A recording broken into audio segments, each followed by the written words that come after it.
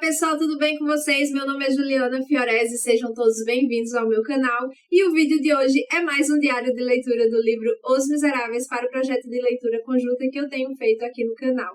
Se por acaso você chegou agora e ainda não sabe do que se trata esse projeto, eu sugiro que vá aqui na descrição desse vídeo e acesse o link com a playlist de todos os outros vídeos que já saíram sobre essa leitura conjunta, e o primeiro vídeo, inclusive, é explicando como tudo tem funcionado por aqui.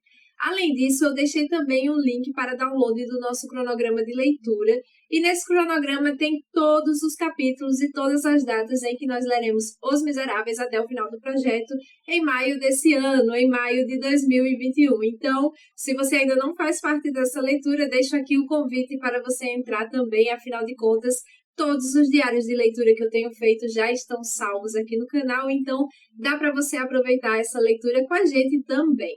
Lembrando que este não é um aprofundamento sobre esse livro de Victor Hugo e nem tampouco são aulas sobre Os Miseráveis. É mais uma troca de experiências literárias e é exatamente isso que eu tenho feito aqui com esses diários de leitura. Estou compartilhando com vocês as minhas próprias percepções dessa história incrível.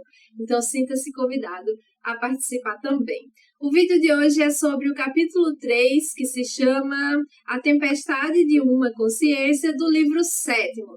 Então, se vocês ainda não leram esse capítulo, eu sugiro que parem o vídeo e voltem aqui somente depois da leitura de vocês, porque esse vídeo contém spoilers. Vamos lá?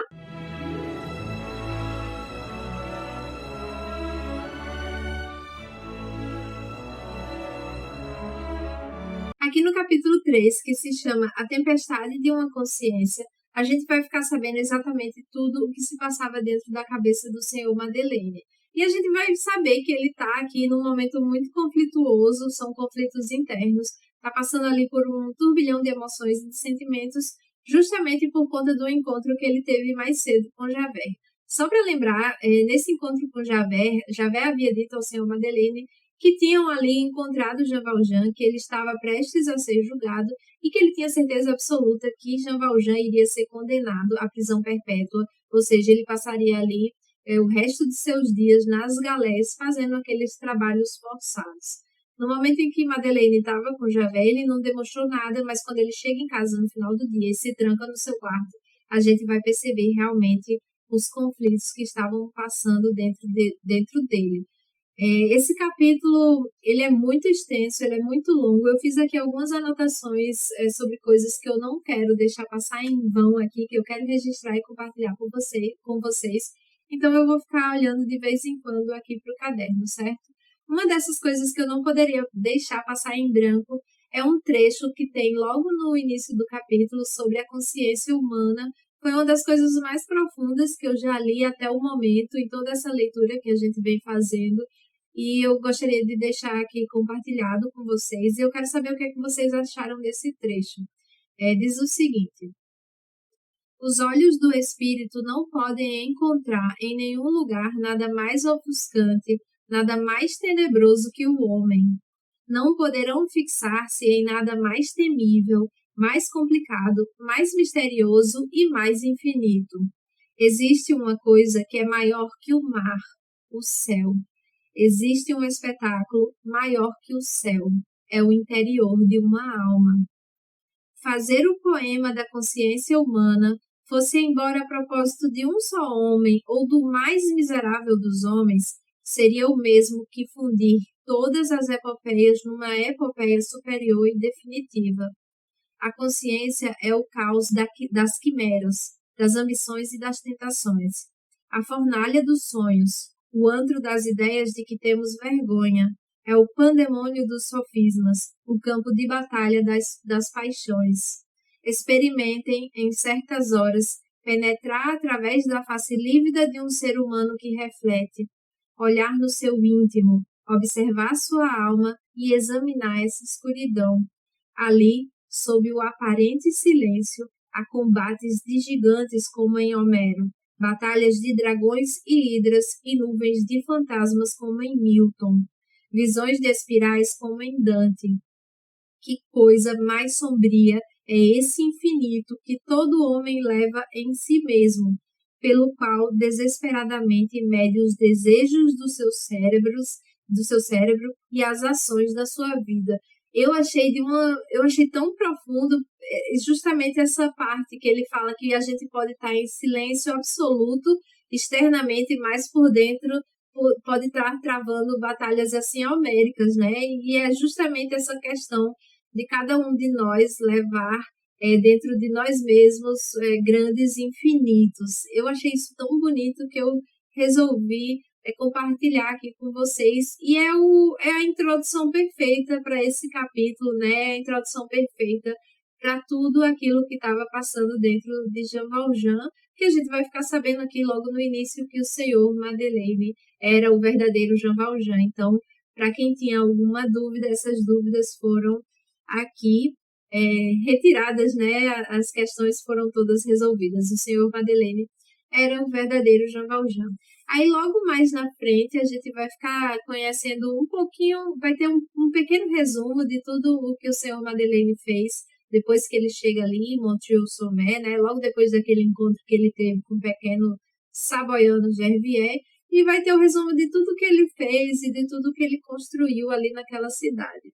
E aí a gente vai ficar sabendo dois pontos que norteavam a vida do senhor Madeleine, que agora eu vou chamar de Jean Valjean, certo, gente? Porque já foi bem explicitado aqui nesse capítulo. Então, os dois pontos eram os seguintes. Escondeu o próprio nome, ou seja, ele não queria que ninguém soubesse que ele era um esforçado, afinal de contas, isso poderia atrapalhar e muito a sua vida, não só a dele, mas a de todos, de todos que dependiam dele também. E o segundo ponto era santificar a própria vida, ou seja, esconder o próprio nome era escapar dos homens e santificar a própria vida era voltar para Deus. Então, todas as ações que ele fazia eram determinadas de acordo com esses dois pontos. Nem sempre esses dois pontos andavam juntos, mas eles nunca tiveram um ponto de atrito muito forte. Em alguns momentos, o segundo ponto, que era voltar para Deus, ou seja, ter uma vida mais santificada, ele se sobressaltava do primeiro ponto, que era esconder seu nome, né? E aí tem diversos exemplos. Um dos exemplos é que essa virtude era maior do que a sua própria segurança. É quando ele começa a procurar a sua família ali em Faverolles, ele começa a pesquisar sobre essa família, então isso é um pequeno rastro que ele deixa, mas a virtude está além. Outro exemplo é quando ele começa a chamar todos os pequenos savoianos que passam ali pela cidade, ele chama e pergunta o nome, né, porque ele ainda tem esperança de que o pequeno Gervier vai voltar, e aí ele vai poder compensar a ele tudo que ele fez. Isso também é um rastro que ele vai deixando. E o caso mais específico, assim, o mais forte, eu diria que é quando ele resolve salvar o senhor, né, Champmathieu ali da carroça, mesmo diante dos olhos acusadores de Javert, que não parou de olhar para ele nem por um segundo. E o senhor Madeleine, né, no caso de Jean Valjean, já tinha algumas desconfianças sobre os pensamentos de Javert, mas mesmo assim ele colocou a virtude acima da segurança. E era assim que ele vinha levando a sua vida. Só que ele nunca tinha sofrido um embate interno assim tão poderoso quanto esse que ele estava vivendo agora, né? E aí, quando ele se tranca dentro do seu quarto, tem uma frase aqui que vai mostrar muito forte o que ele estava sentindo. A frase diz o seguinte: sentiu o tremor que precede os grandes desabamentos. Curvou-se como uma árvore à aproximação da tempestade, ou como um soldado pronto para o combate. Sentiu caírem-lhe sobre a cabeça sombras cheias de raios e relâmpagos. E aí, nesse primeiro momento, ele resolve se entregar, né? É a primeira decisão que ele toma. Aliás, essa decisão, assim que Javert falou lá sobre esse homem que havia sido encontrado, o senhor Madeleine, a primeira escolha que ele tinha feito era realmente se entregar, mostrar que ele que era o verdadeiro Jean Valjean e que ninguém iria receber uma culpa que talvez seria para ele, né? Só que aí ele se acalma e ele não fala nada. E tem justamente uma frase muito legal sobre essa calma que vai dizer o seguinte aqui: retomou a calma como o lutador que torna a pegar o escudo, né? Aquele momento que mesmo depois de tantas pancadas, ele tem calma, ele pega ali o escudo e se levanta para poder lutar novamente.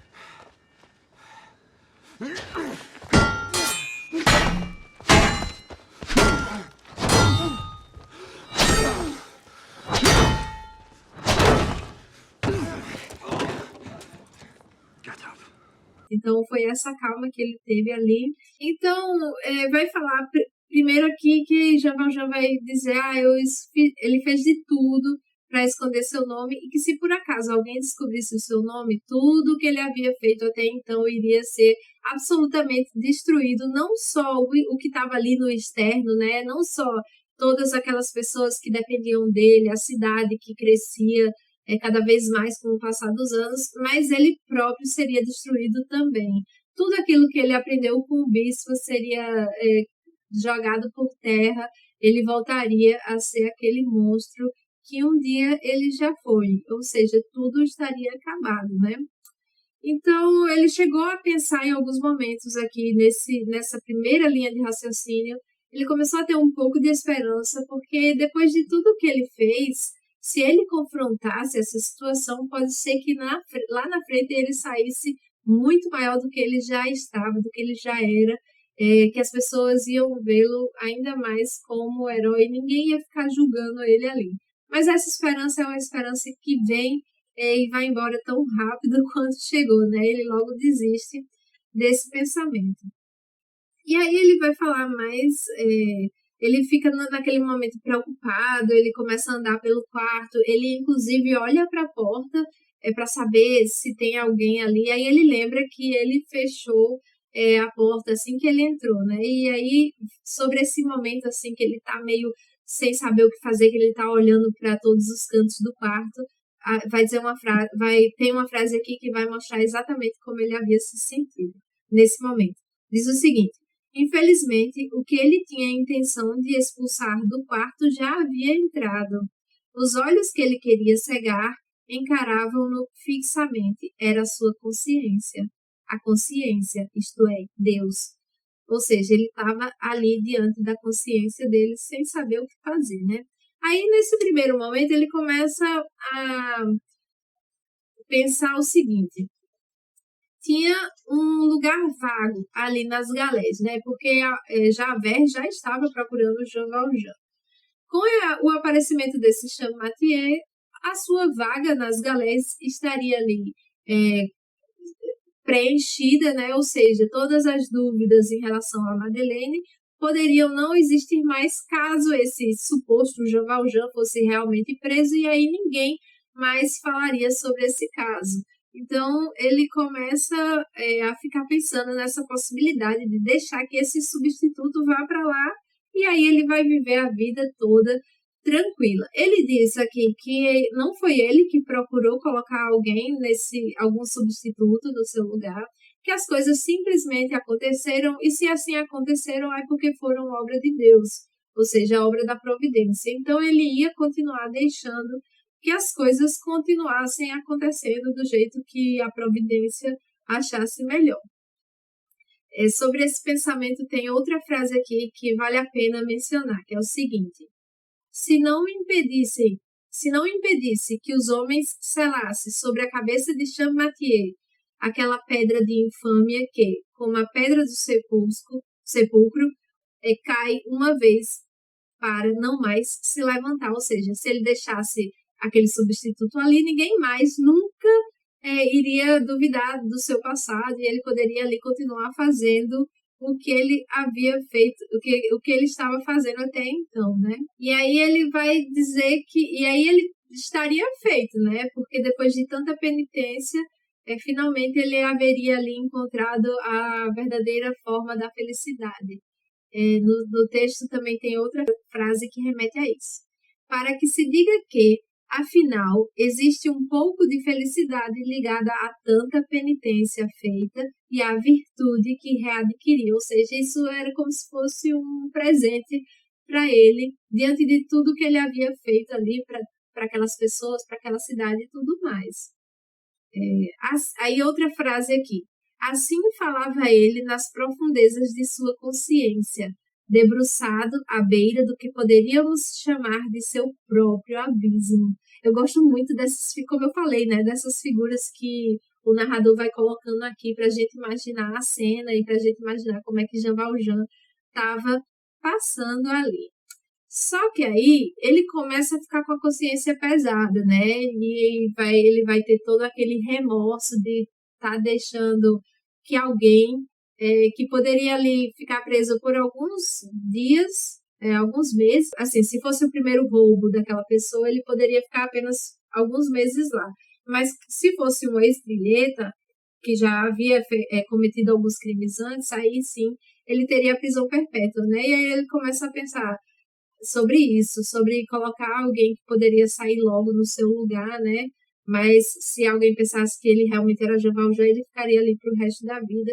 E isso se chama remorso. E sobre o remorso tem uma frase muito bonita aqui no livro também, que diz o seguinte: ninguém poderá impedir o pensamento de voltar a uma ideia, como não podemos impedir o mar de voltar sempre a uma praia.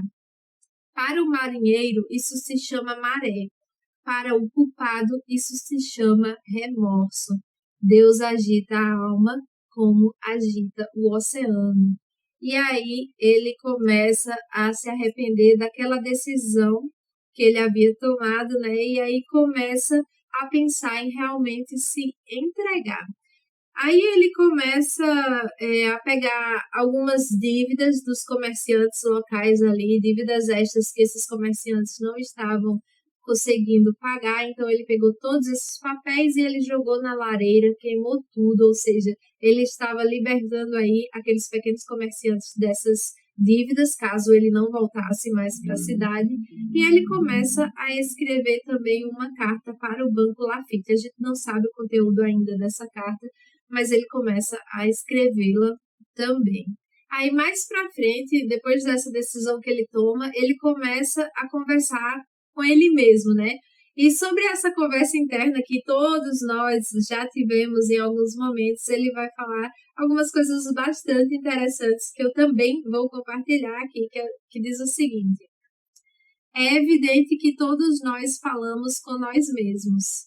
Não existe um único ser pensante que não o tenha experimentado. Pode-se até dizer que o verbo nunca é mistério mais grandioso que quando vai no interior de um homem do pensamento à consciência e volta da consciência ao pensamento.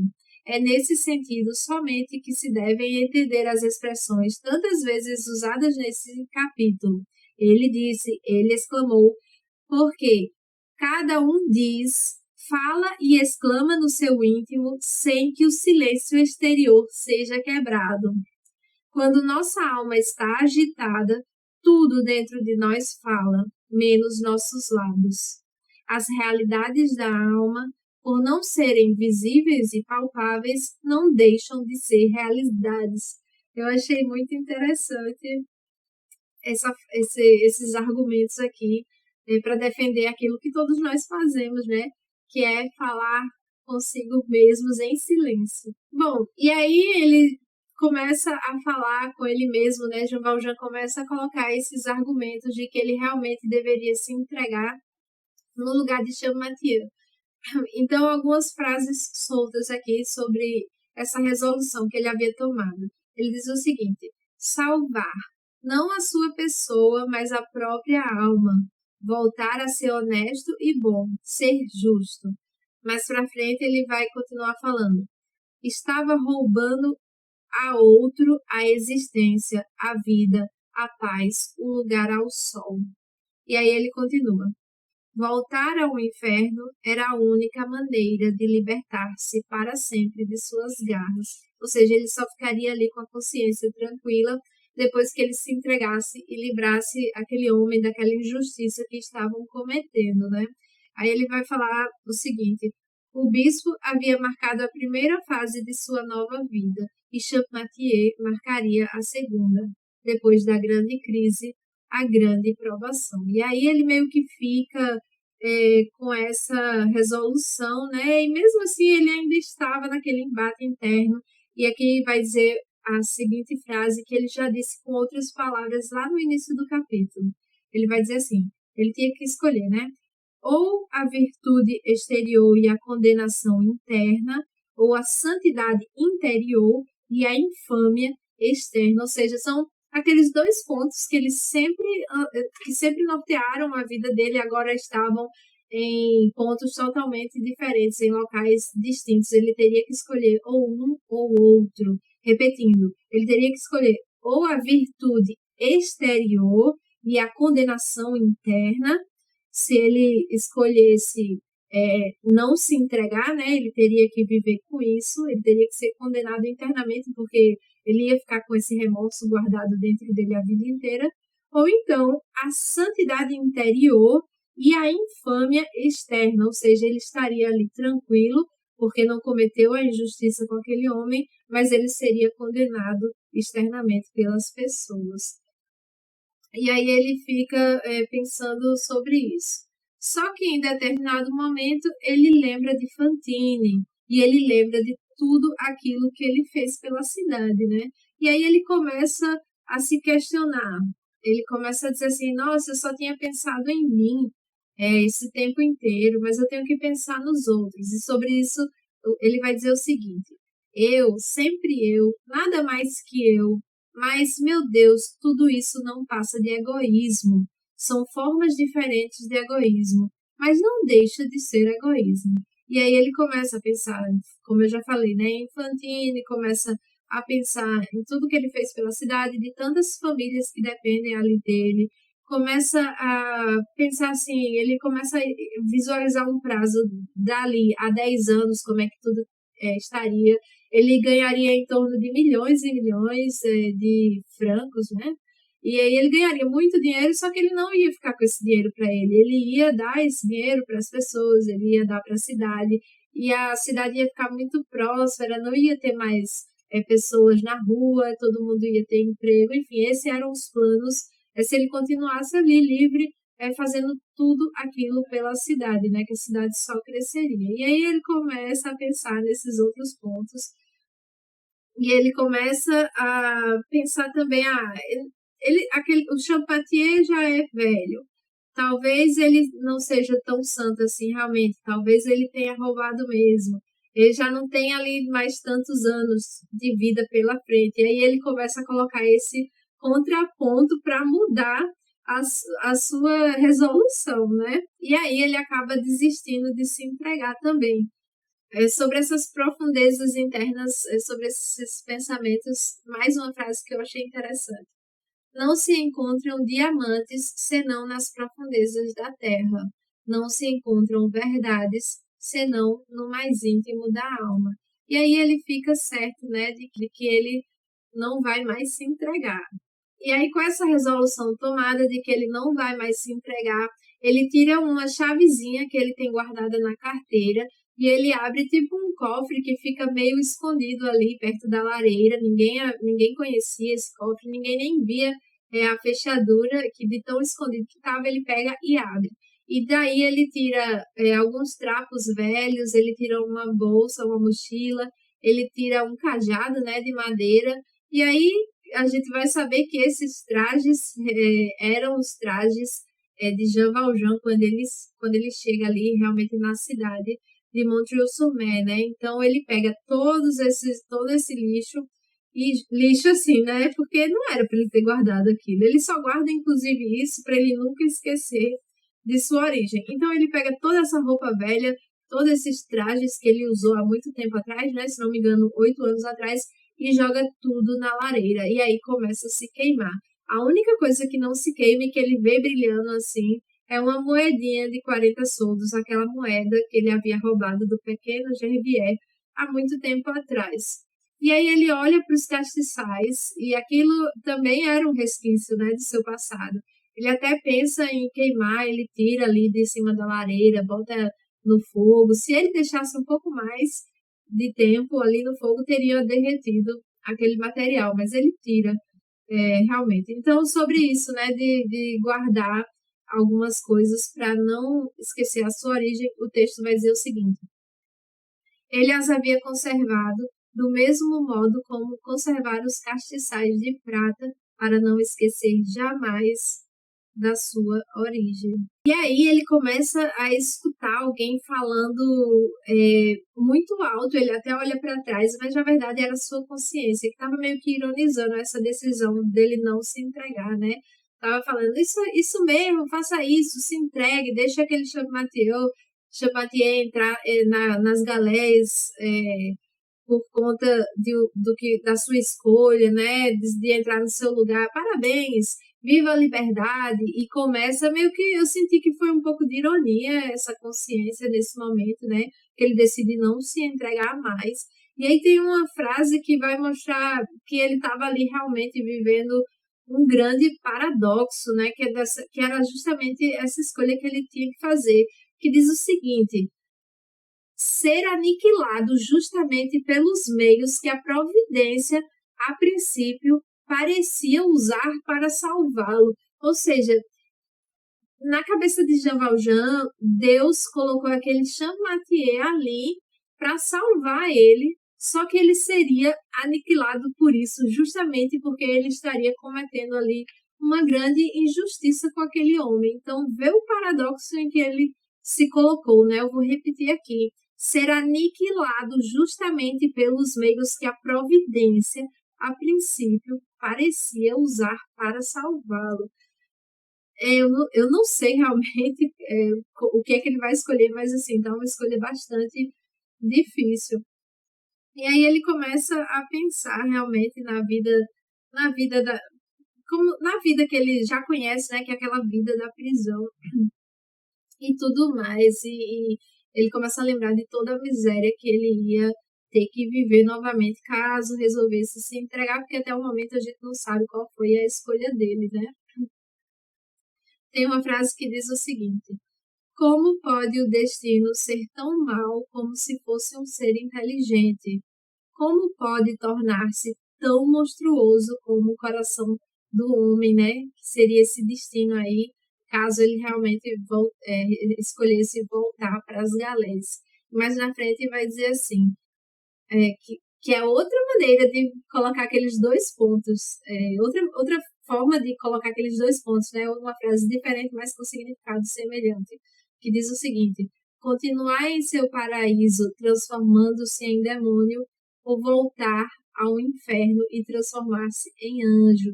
Daí o paradoxo no qual Jean Valjean acabava de ser incluído, né? Porque ele não tinha realmente buscado por isso. E no final, uma frase que eu achei importante aqui, que vai quase que fechar o capítulo, é o seguinte: sentia somente que, fosse qual fosse a decisão, seria necessário e inevitável que deixasse morrer alguma parte de sua pessoa. Tanto à direita como à esquerda abria-se um sepulcro. Teria de suportar irremediavelmente uma agonia, a agonia da felicidade ou a agonia da virtude. E aí termina esse capítulo cheio de dúvidas de qual será a melhor solução para Jean Valjean daqui para frente. Eu realmente fiquei muito pensativa sobre esse capítulo, porque diversas vezes a gente tem que tomar certas decisões e quando a gente toma uma decisão, a gente meio que mata uma outra parte, né? Quando a gente escolhe algo, alguma coisa está sendo deixada para trás também. E a gente tem diversas e diversas escolhas aí que temos que fazer na nossa vida, não com essa intensidade, né? Com esse paradoxo todo que Jean Valjean está vivendo, mas que a gente pode trazer para nossas escolhas mesmo assim, escolhas diárias, né? Então, foi um capítulo que me fez refletir muito e que eu gostei demais, gente, desse capítulo. Me contem aqui nos comentários o que é que vocês acharam, o que é que vocês acham, inclusive o que é que Jean Valjean deveria fazer na opinião de vocês. Me contem não o que vocês acham que ele vai fazer, mas eu quero saber o que vocês acham que ele deveria fazer. Se vocês pudessem dar um conselho a Jean Valjean, que conselho seria esse? Vou adorar ler as opiniões de vocês aqui nos comentários. Estou ansiosa para saber o que vocês acharam desse capítulo também. Espero que tenham gostado do vídeo de hoje. Me contem aqui nos comentários o que é que vocês estão achando dessa leitura incrível, o que é que vocês acham que vai acontecer com o Jean Valjean daqui para frente. Vou ficar muito ansiosa esperando o comentário de vocês aqui para respondê-los também. Vou pedir que curtam esse vídeo, afinal de contas isso me ajuda demais. E se você ainda não é inscrito no canal, por favor, inscreva-se e ative o sininho, assim você será notificado todas as vezes em que eu postar vídeos novos aqui no canal. E dessa maneira você não perde nenhum conteúdo, nenhuma novidade que eu venha trazer aqui para vocês, tá certo? Gostaria de lembrá-los que os marcadores com ilustrações que eu fiz dos personagens dos Miseráveis já estão à venda na minha lojinha online. Eu deixei o link aqui na descrição. São 8 opções diferentes de marcadores para acompanhar vocês nessa leitura incrível e de quebra vocês ainda apoiam o meu trabalho. Outra maneira de apoiar o meu trabalho é assinando o meu clubinho de papelaria e organização digital lá no Apoia-se. Eu deixei o link aqui na descrição desse vídeo também e lá tem todas as informações sobre esse clubinho de papelaria e organização digital. Além disso, eu deixei também alguns links da Amazon, então se vocês tiverem interesse em comprar quaisquer desses livros que eu deixei aqui na descrição desse vídeo, vocês estarão ajudando o canal com uma pequena comissão que a Amazon vai transferir para mim e isso não tem custo adicional nenhum para vocês, tá certo, gente? Muito obrigada por me acompanharem até aqui e sigamos nessa leitura incrível. Um beijo e até o próximo vídeo. Tchau, tchau!